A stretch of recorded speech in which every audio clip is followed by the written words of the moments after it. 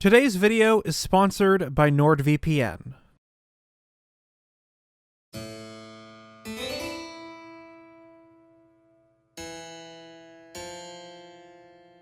Hello, and welcome back to the channel. At this point, it's pretty clear that I'm a fan of The Legend of Zelda. I'd say it's in my top 5 favorite Nintendo series, and for good reason. The timeline consists of a variety of games with different characters, stories, and art styles, but more importantly, unsolved questions which give birth to a multitude of interesting theories in the community. Since my channel began to grow shortly after Breath of the Wild release, most of these videos are centered around that title. However, there's many other games worth discussing when it comes to theories, and in this new series I'll go over the smaller theories which aren't big enough to warrant separate videos. This does include, but isn't limited to, Breath of the Wild, so other games like Ocarina of Time and Skyward Sword will be talked about. These mini-theories range from popular ones known by many, to mysteries left unsolved, even theories which are borderline fact but aren't outright stated and or missed by many. So, without further ado, let's talk about some Legend of Zelda theories.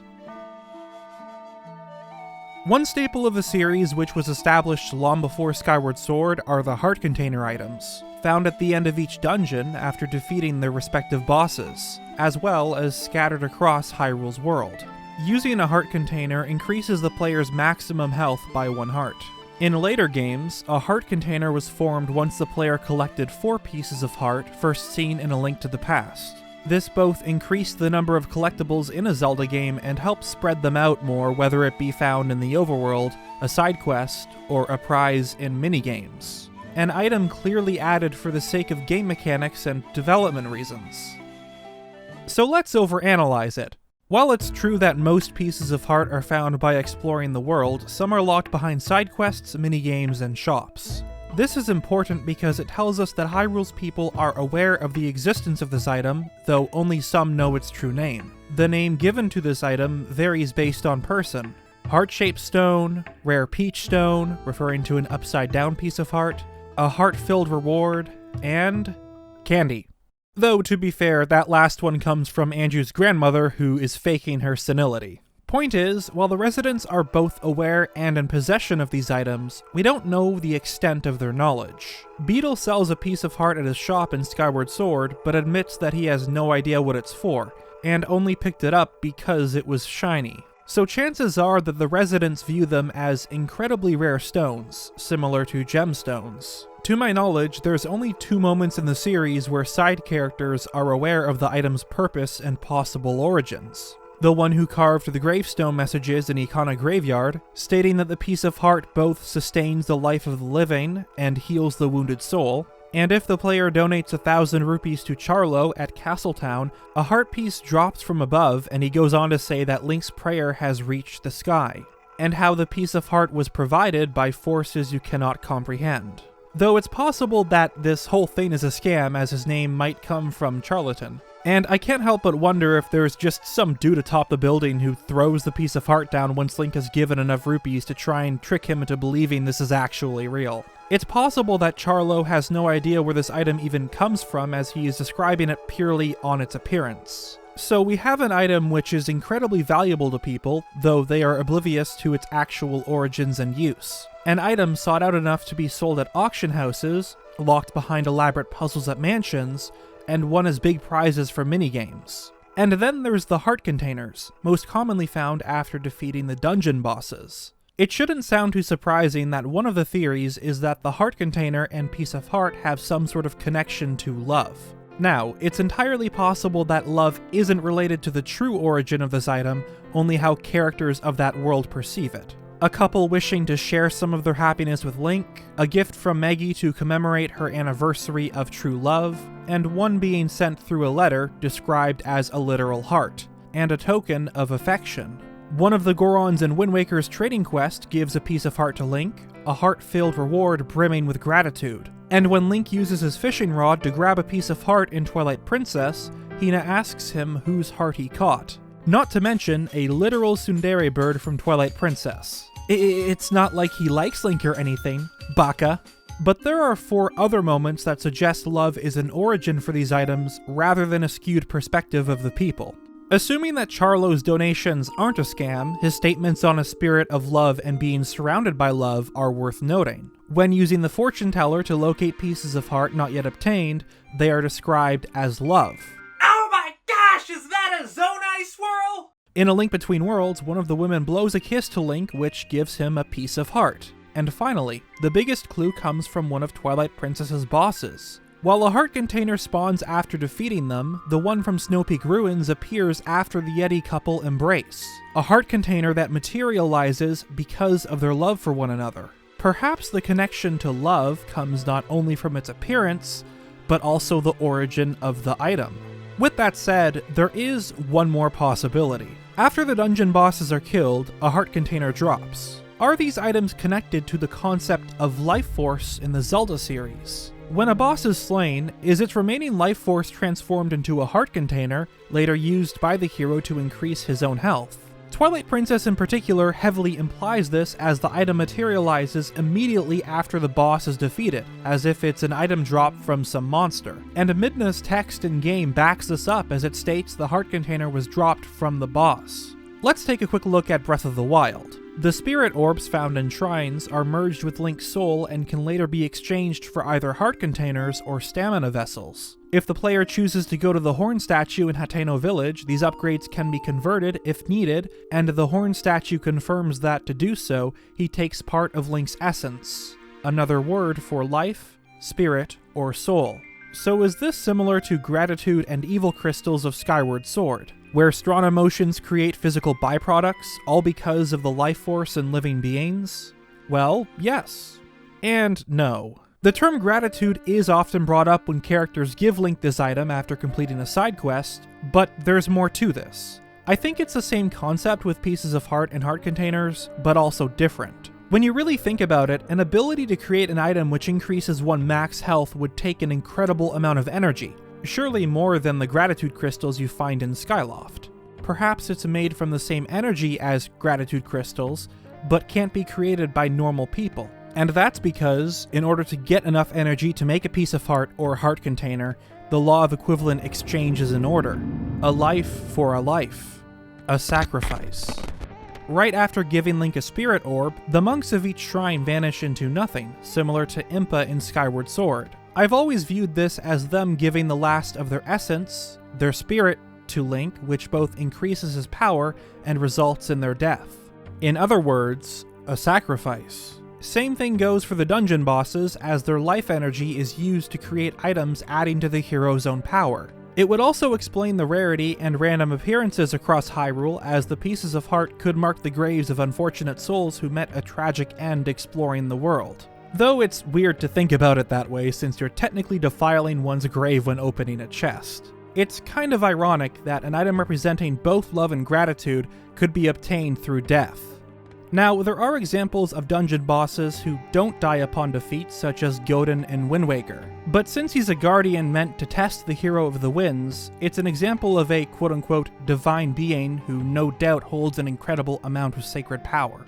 But what if the mystery of the heart containers and pieces of heart is a combination of the two? Could it originate from both love and the sacrifice of one's life? Think about it this way.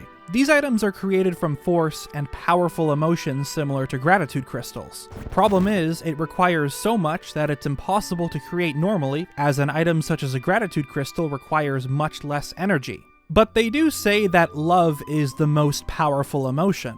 What if it's the only emotion which can produce the levels of energy needed to create a piece of heart, and therefore explains the correlation? It would make sense in the context of things. An item frequently given as rewards for quests revolving around love, the flirty remarks made by people around the player, but most importantly, Tsundere Bird.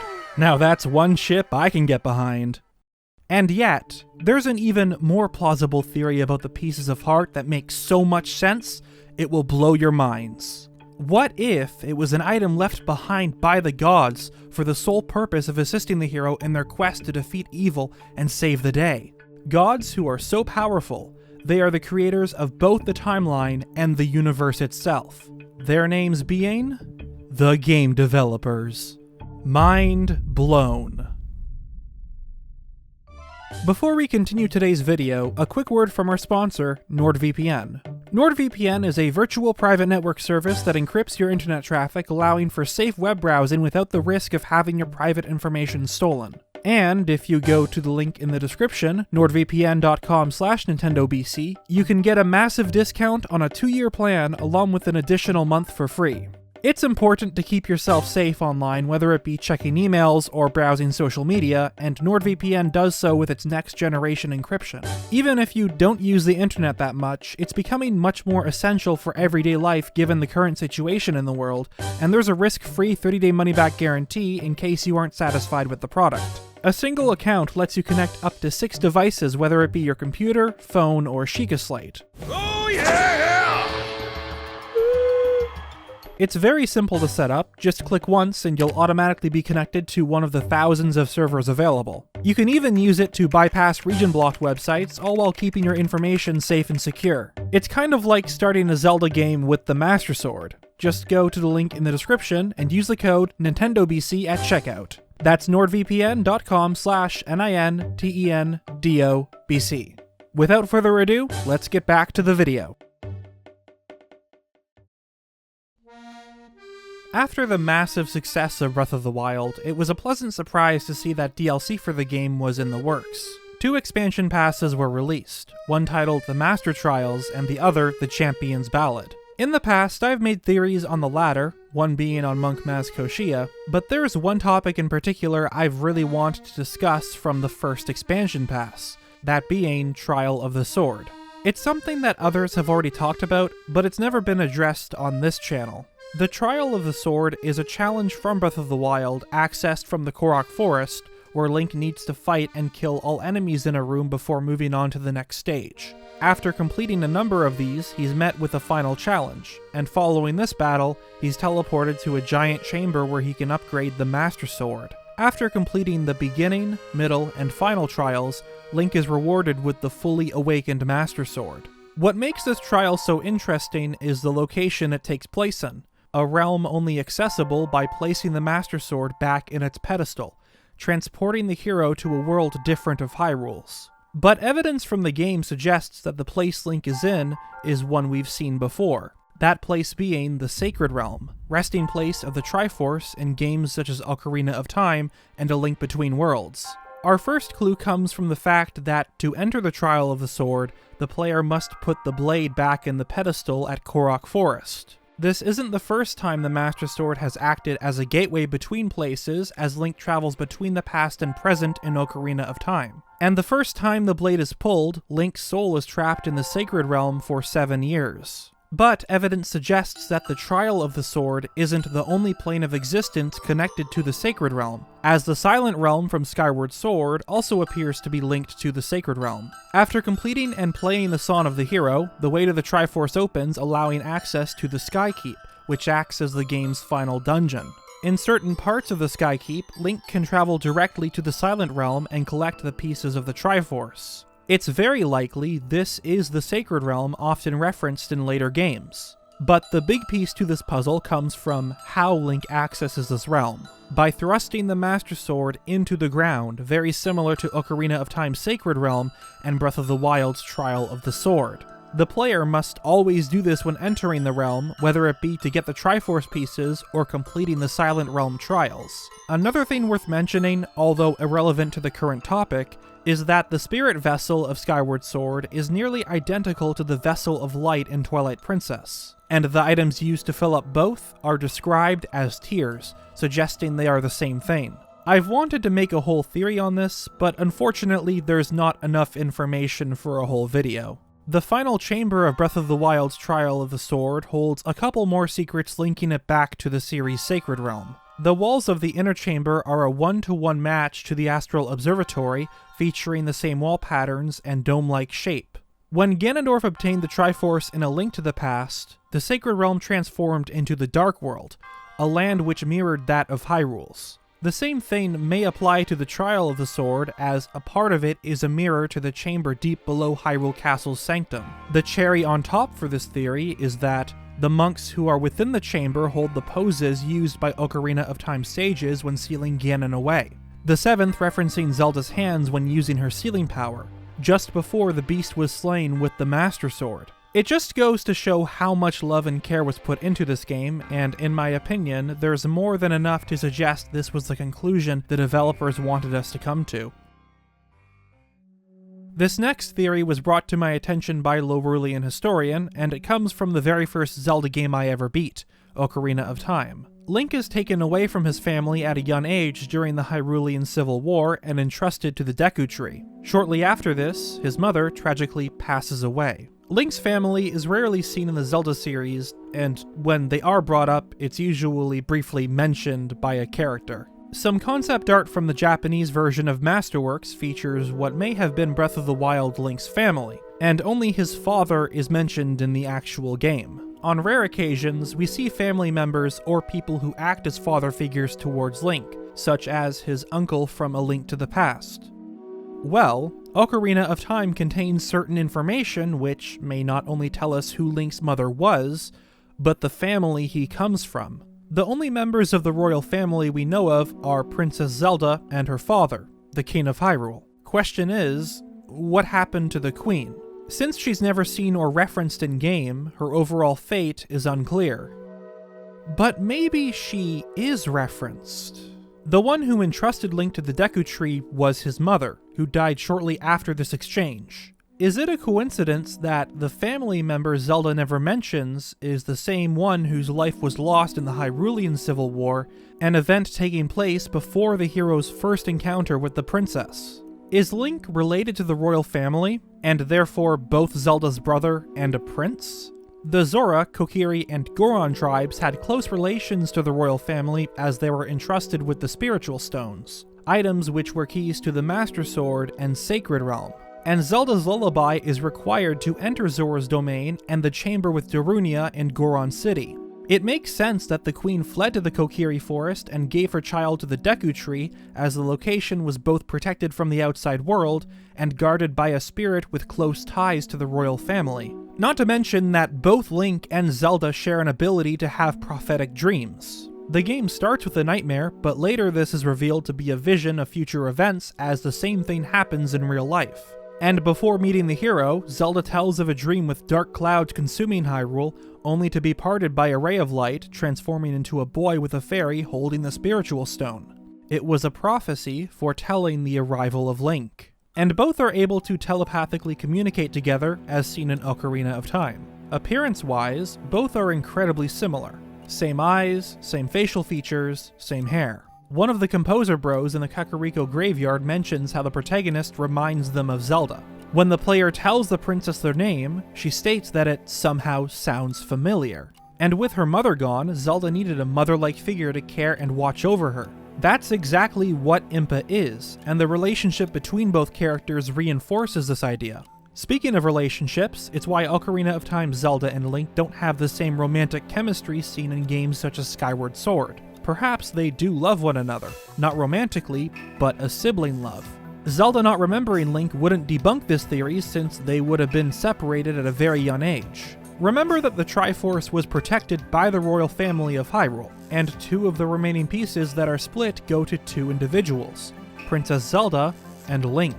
Given how the timeline works, this means that Link eventually reunites with his father, as when he returns to the child timeline, he warns the king of Ganondorf's betrayal, who, upon seeing the Triforce of Courage, believes the boy. Who knows, this could also be one of the reasons why Ocarina of Time's hero became such a big legend among the people. A story of a long-lost prince who returns and defeats the King of Evil who betrayed the royal family 7 years ago.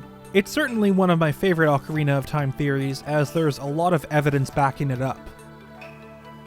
Thanks for watching today's video. I hope you enjoyed the first part of the series, as there is more to come. It's difficult to make whole videos on the older Zelda games, so this theory compilation format works very well. If you have any other theories you want me to cover, or games in general, then let me know down in the comments. And I don't really mind going over some of the more popular theories, which are already known by most. The usual links to Twitter and Discord will be down below, along with my Patreon page. I've been NintendoBlackCrisis, and I'll see you all next time.